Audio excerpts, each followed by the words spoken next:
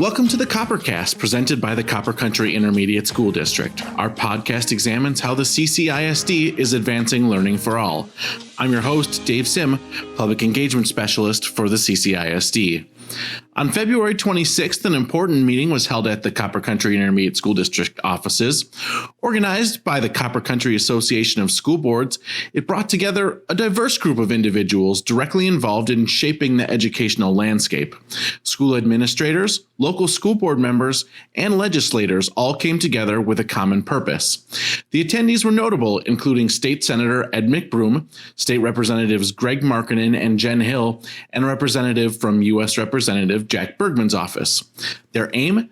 To discuss and brainstorm solutions for the challenges facing rural education in the Copper Country and similar regions throughout the Upper Peninsula. The agenda was packed with critical issues. They delved into topics like securing adequate funding for schools, especially those in rural districts that often face disproportionate challenges, enhancing transportation systems for students, strategies for attracting and training future educators, and bolstering school safety measures.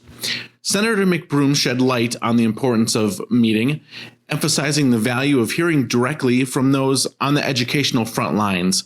He highlighted how these discussions provide insight into how politics play out in real life, impacting both the success of schools and students. Well, I mean, they're the boots on the ground. You know, you're listening to the board members, to the administrators. They're seeing how state policy and stuff directly impacts their success or inability to obtain success. Such as hearing, hey, grants are great money, but to get grants takes us sometimes more money and hassle than we can withstand. And then we might not even get the grant after investing all that time and money. So, that kind of information is very helpful. We hearing, hey, this rural transportation fund. I mean, that's something I've been aware of for a long time, but it's good to hear them appreciate that that's happened and encourage that to continue happening. And that helps me be able to go to my colleagues and say, here's what I'm hearing at the local level from the folks. So this meeting now is really a great touchstone to find out what's working, what's not working, what needs to be done.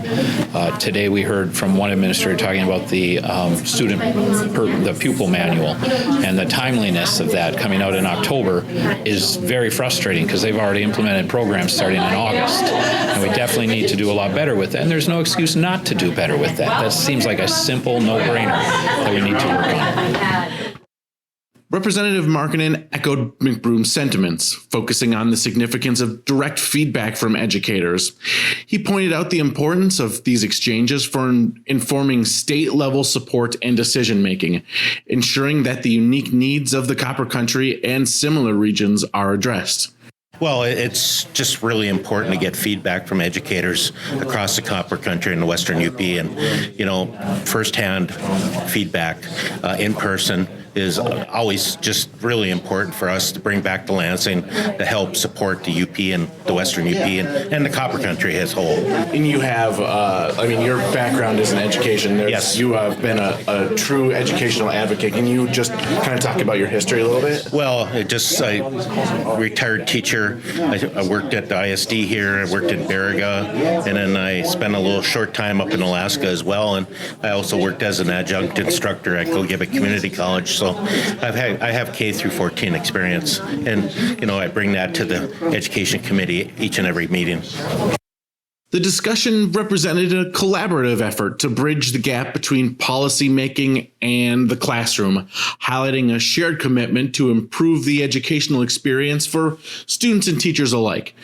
Their dialogue opened up pathways for potential solutions, focusing on practical, actionable steps that could lead to improvements in education, or acknowledging that sometimes political roadblocks just don't have easy solutions. So what can we take away from this event? First, it highlights the critical role of communication and collaboration among educators, administrators, and lawmakers in addressing the challenges facing rural education, especially across the Upper Peninsula. It also underscores the importance of direct engagement and feedback with political leaders in shaping policies that genuinely meet the needs of our communities. Our legislators don't know what they don't know, so that's why it's critical that we have these opportunities to talk with them. However short, we're grateful that they were able to take the time and spend it with us.